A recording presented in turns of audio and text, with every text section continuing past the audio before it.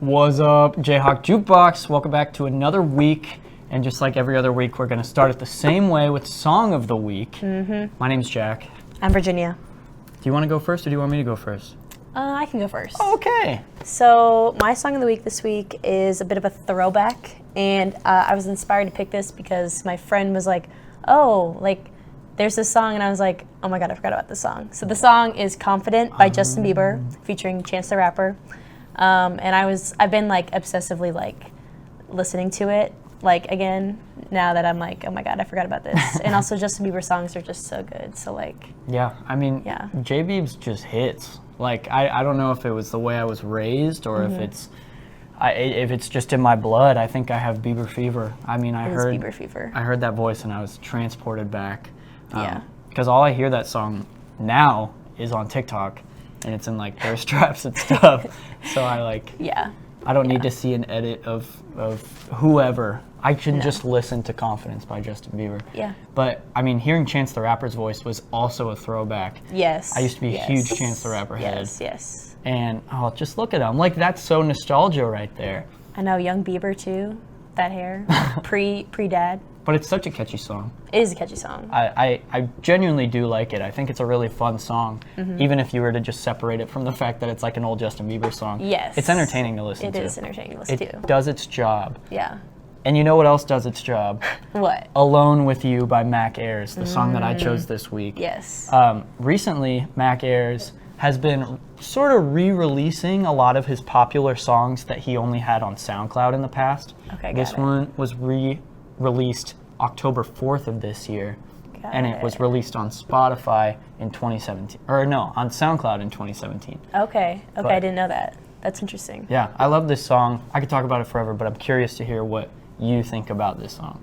I didn't know at first, like when you sent it to me, that it was going to be like a very like mellow song, but I was like, okay, wait. I don't know, like it's a very chill song, but like I really liked it. It was definitely something I would listen to. Like I just liked the way that it, like I like that kind of vibe where it's almost like Frank Ocean-y kind of thing. Like it's just very like, yeah. It's very flows. like indie R&B-ish. Yes. Yeah, I really like the keyboard usage in the song. There's this fun little riff that starts at the beginning of the song and it runs as the melody through the rest of the song. I don't know, it's a very heartwarming, nice, cozy song. Yeah. And honestly, that and he released, I know this wasn't my song of the week, but he released another song recently from SoundCloud called She Won't Stay Long, which sort of has the same feel. And as someone that's been listening to Mac for a very long time, his name's on the back of my shirt. Oh, flex. Yeah. Yeah. Didn't mean to do that to you guys. But I love that era of his music because he's come very far and he still kind of is in the same genre but does it a whole lot differently now than he did back then. Right. So similarly to Confidence. Oh, there's a funny photo I took of him when I saw him in concert when I got this shirt. But similarly to the Justin Bieber song, for me, who's been listening to Mac forever, this is very nostalgic. And I'm like, oh. Yeah, I was to say those old SoundCloud type of songs, yeah. Yeah. It gets you. But I was going to ask, how was the concert? Oh my God, it was actually spectacular. Yeah. I loved it. It was maybe one of the top 5 concerts I've ever seen. And I wish that you guys could see it, but we're out of time. Yeah. So we're going to head on into our next segment. Anything you want to say? No, just have a great week and go Royals tonight. We'll see you later. Goodbye. Boom! Hello, this is Taylor, and I'm joined with Hayden Grace. And Katie Payne. And today we are going to be talking about the indie sleaze era and everything to do with that era. Yes. I guess I'll kick it off. Let's get right into it. I was told last week that if I was an era, it would be indie sleaze, so I love that. I love the indie sleaze. And I agree. That's accurate. Yeah. Very Tumblr hipster sounds and elements, you know. Yes. I am curious if the word hipster was invented then, you know. So, and the indie sleaze is like anything from the 2000s to the early 2010s. So, yeah, what do you guys have about the indie sleaze? I think that it resonates differently for So everybody, true. just a little bit, because indie sleaze is one of those things that can be a fashion trend. It's about music. It's about movies. It's just prominent in media from that era everywhere. For me, I think of Sky Ferreira and the Tumblr era. I don't know if anybody else had that upbringing. Maybe some Lana Del Rey in there, you know? Yes, yes. That song, Everything is Embarrassing. Love it. If you know what I'm talking about, repeat, like a month it ago. still hits today. Yeah. It still hits today. I still love it. Yeah, no. I feel like for me, Indie Sleaze, the music is not so much of my main focus, but I feel like I focus on a lot of like media.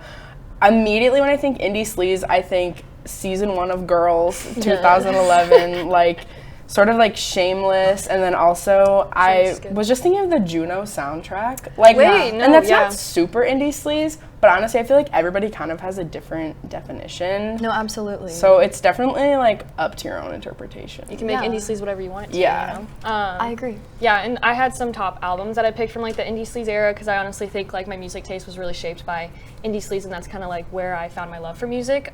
So when I talk about Lana Del Rey, her debut album, Born to Die from 2012, and some of the songs, actually Video Games is my all-time like favorite Lana Del Rey song if I had to pick one.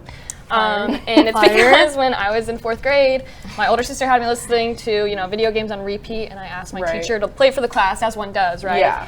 And she said no, but I love that song. Yeah, Lana, I was just trying to put the people on. That was so fair. An upbringing. That was a fast track to adulthood. Yeah. For and still elementary school age us. Right, yeah. I feel like that aged me about 10 years, being on Tumblr.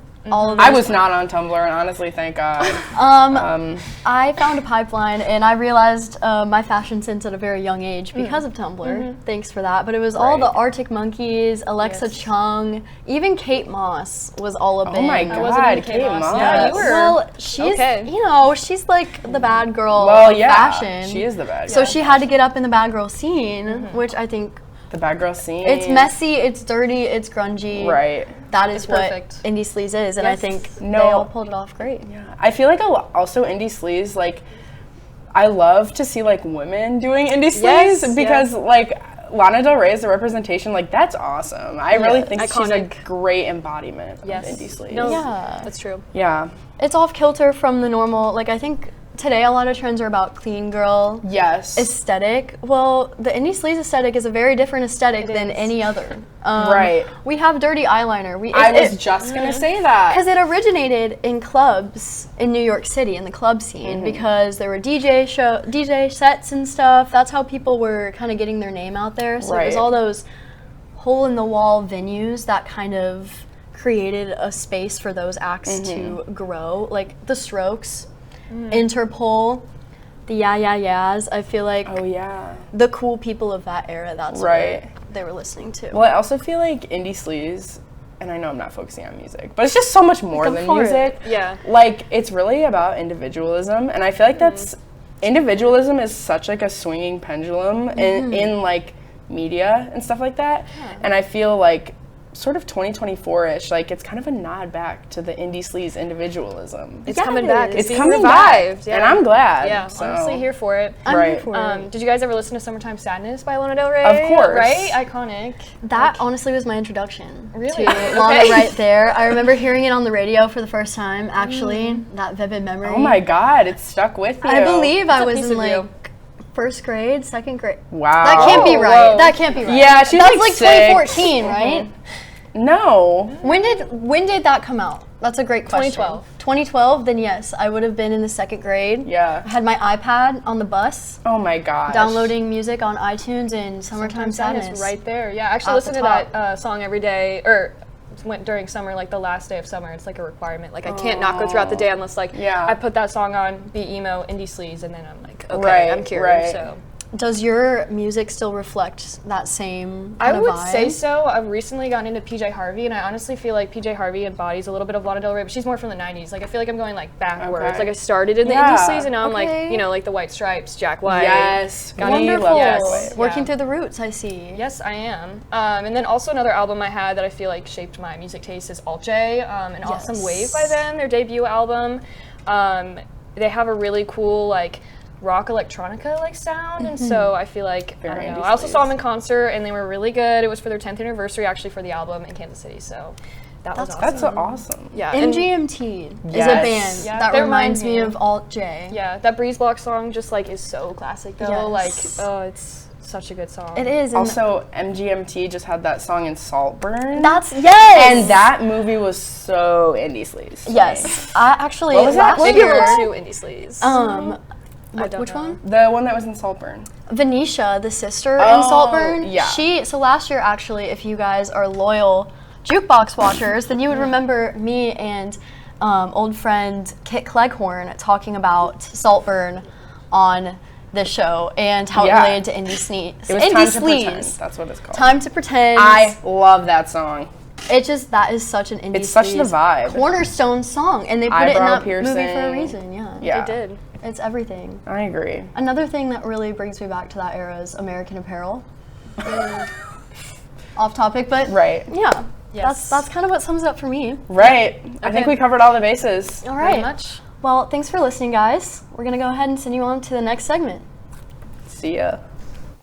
Hey, what's going on, y'all? It's Sammy, and what I got for y'all today is what I'm calling the starter pack segment. I'm a hip hop fan. You can tell by the hoodie I got on, and it's been that way since I touched Earth. And with that being said, is that I know a lot about the different artists and genres and songs and nuances, vibes about this particular genre. And I know rap isn't for everybody, but I know there's a lot of people who might want to get into rap and they don't really know where to start. And that's what I'm here for. I'm here to help y'all. We'll start with the most popular artist on the planet right now, Kendrick Lamar. Well, most popular rapper on the planet. Sorry to y'all Swifties or Bad Bunny fans. I'm not trying to offend y'all. Kendrick Lamar, biggest rapper on the planet. If you like his music or like J. Cole's, Denzel Curry, JID, if you're in the rap sphere, y'all know who those are. Please go do yourself a favor and check out West Side Boogie. His album, Everything is for Sale, or More Black Superheroes. Both of those projects are phenomenal. Everything for Sale came out like 7 years ago, I think. Has not left my rotation. Still is one of my most played albums that I have. So go check him out. Next up is Saba. Go listen to Care For Me. If you want to cry, it is one of the most heartbreaking albums I've heard, but it is so, so good. Real man tears were shed. I'm not going to hold you. Real man tears were shed. And I got no shame in it. It's a phenomenal album. Go check it out. 180 in terms of vibes here. We got Red Veil and Aaron May. Both of those people, go pick a song. You'll like it. For Red Veil, I would say PG Baby or Wait. Those are my two favorites.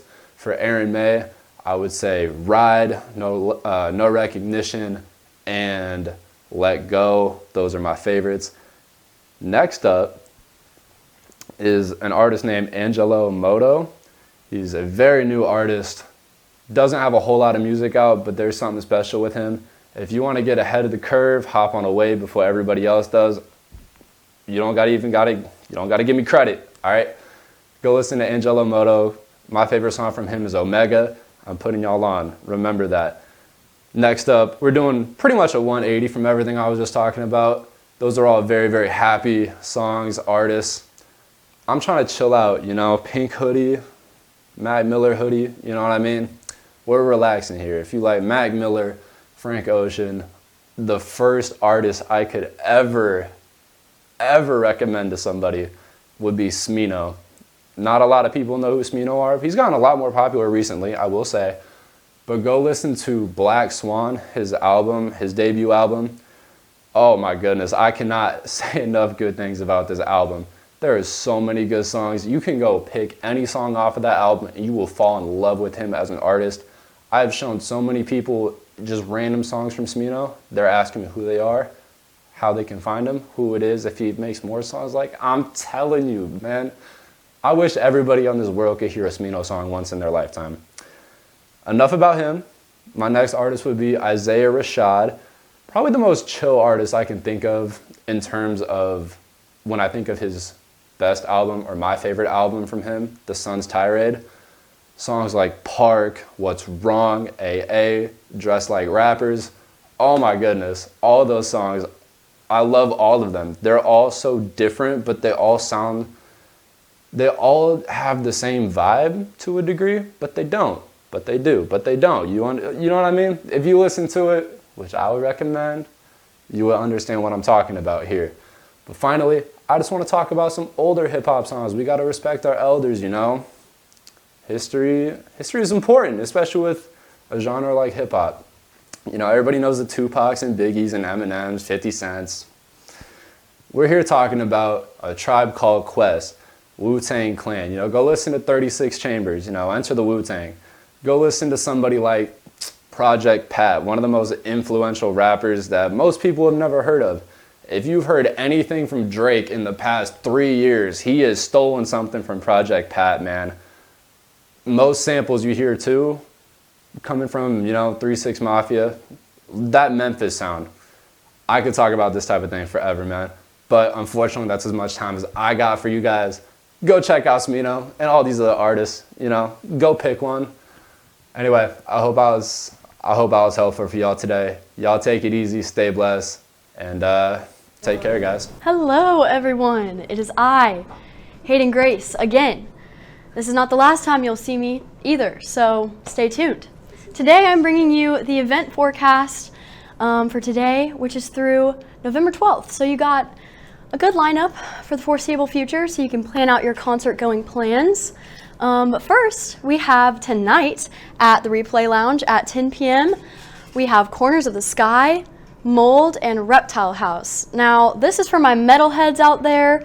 Replay Lounge is an amazing venue for those smaller bands. I know Captain Howdy will be there as well, and they're a local Lawrence metal-ish band. So if that's your vibe, check it out. It is 18 plus and $5 at the door.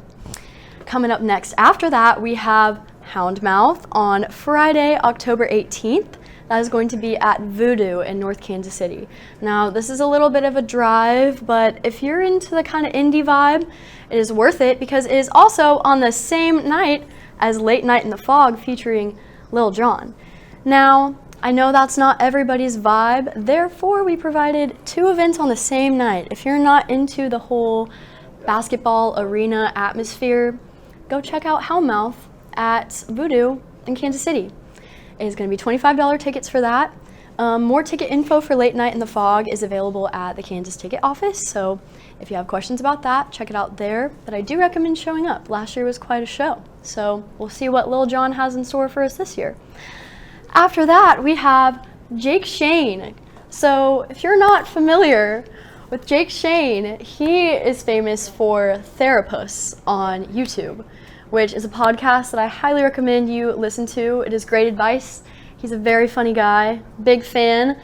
However, ticket prices right now are $130 because there are only VIP tickets left. If you are a fan, you better get there fast because tickets are selling like hotcakes. Get there. That is on Wednesday, October 30th, the night before Halloween. So if you need a chill night before your weekend, this is the perfect thing to do. That will be at Liberty Hall at 8 p.m. After that, we have Cold War Kids. That's a little bit further in the future, but they will be at the Truman in Kansas City, Missouri. Highly recommend the Truman. It's a beautiful space. It's a great concert venue for those mid-sized bands. Cold War Kids, again, is more for my indie rockers out there. If you're a chiller, this is a concert for you. It's going to be at 8 p.m. Tickets are $42. You can find them on Ticketmaster.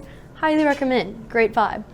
Now, arguably the most exciting event on this forecast is not on this forecast. If you have ever wanted to see the man from Alvin and the Chipmunks, the manager, aka David Cross, he is going to be at Liberty Hall on October 12th at 8 p.m. Tickets information is on Ticketmaster.com. Thanks guys for listening. I'll bring you guys another event forecast very shortly. On to the next segment, which is an album review.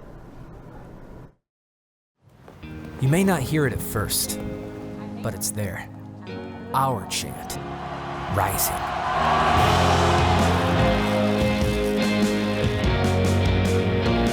On this summit, callings converge, voices unify into a chorus that sounds out for good, for greatness. Can you hear it? Hi guys, my name is Hayden Grace. Welcome back to what I am now calling Hayden Grace's Hot Takes. Today I will be talking about the new album by Still Woozy called Love Seat. Now, I was originally supposed to be talking about the concert on Monday that he had at the Midland, which he's touring his new album, Love Seat. I did in fact show up to the concert, but I had to leave after the first opener, which was really sad and disappointing, but I was feeling sick, so I had to go. Anyways, I was actually lucky enough to be able to see Still Woozy there in 2022, and that was just absolutely amazing. He has this really awesome stage presence. When I say he, I'm referring to Sven, who is the lead singer of Still Woozy. He mainly composes and does all of the stuff on his own, so Still Woozy is his solo act. But yeah, it was an amazing concert the first time I went, and he's just really good at kind of getting the crowd to go with his energy. He has just this really infectious vibe, which I love. So why don't we just go ahead and jump on into the album Love Seat. Now it is 13 tracks long, and it was released on June 28th, 2024. So it just came out this past summer, meaning it's still a fresh album, fresh release for me. I'm still kind of learning all the songs, to be honest, but I really love the vibe of this one. I think it's reminiscent of his first album a little bit.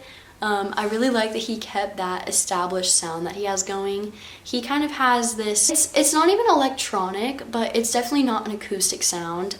He uses some interesting elements in there. He has a lot of upbeat tempo songs. He does have some slower songs, one of which is called Anyone But You. It is the title track for the movie Anyone But You, but I think it's a really wonderful love song. It's just very warm and cozy.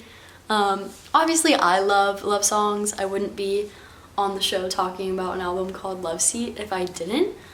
That's what a lot of this new album is about as well.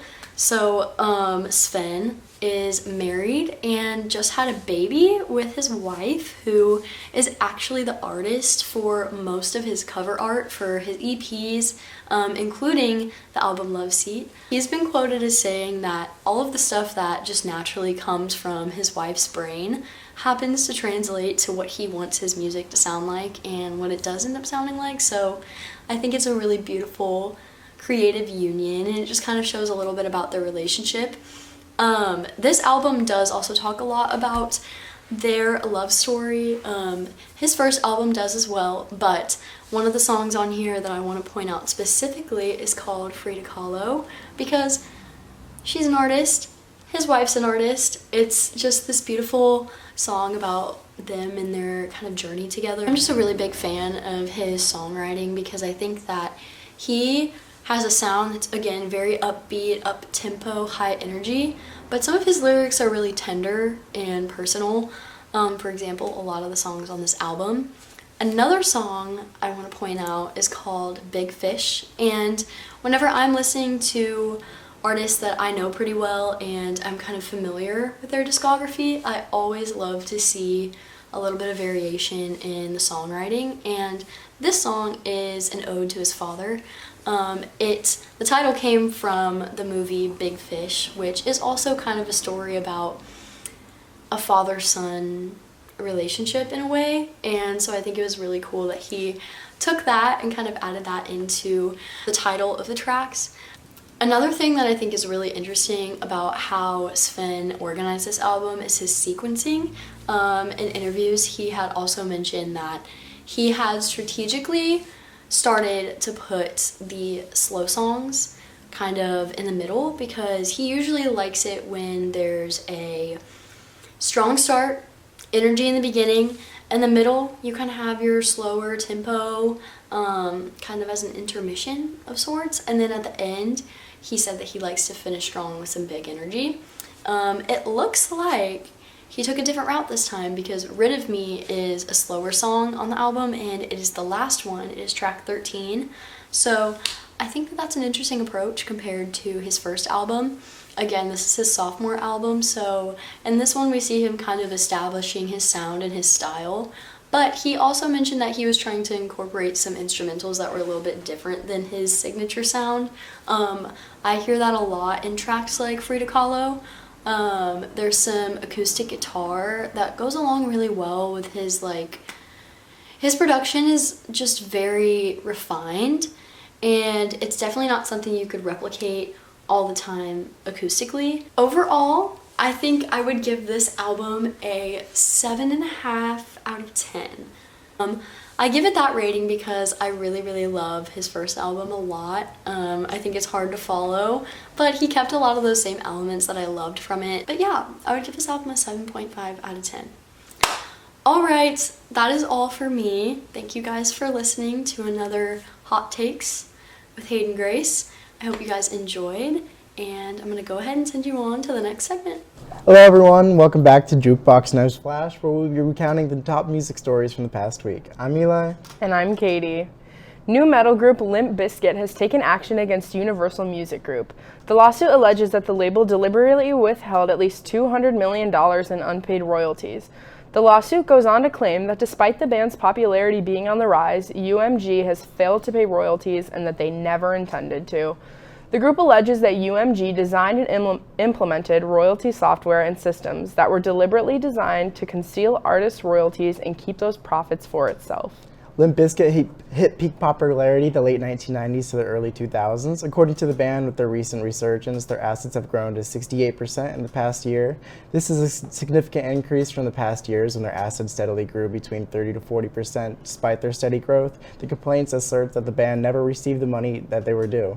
It goes on to say that UMG supposedly told frontman Fred Durst and his representatives that his royalty payments were withheld on account of approximately $43 million that they spent on the band that have not been recouped. This claim is being questioned due to Flip Records, the band's prior label, confirming that they've received millions of dollars from the band's resurgence. Johnny Neal, former member of the Allman Brothers Band and Dickie Betts Band, passed away this past Saturday. Though a case of death has not yet been announced, Neal suffered a stroke in 2019 but reportedly recovered. Alongside his notable presence in rock and roll, Neal contributed vocals to many childhood movie staples, such as Finding Nemo, Cars, and Ratatouille. In the wake of the tragedy that is Hurricane Helen and Hurricane Milton looming on the horizon, metalcore legends converge, helping with disaster relief in their own way. The band released a new album on Friday, October 4th, titled Live in Orlando, Florida, March the 14th, 2022. The album, which can be downloaded via Bandcamp, and expected vinyl release, supports U.S. charity Mutual and Disaster Relief by donating all of its proceeds. On to the rundown of music releases this weekend. The Offspring Supercharged, The Next Bleed, The Linda's No Obligation, Samara Joy's Portrait, Harmony's Gossip, Goat's Goat, and The Blessed Madonna's Godspeed. That's all for Jayhawk Jukebox this week. We'll see you again next week. Thank you for tuning in, and make sure to follow us on Instagram, TikTok, and Spotify at Jayhawk Jukebox, and catch these clips on our YouTube channel, also called Jayhawk Jukebox.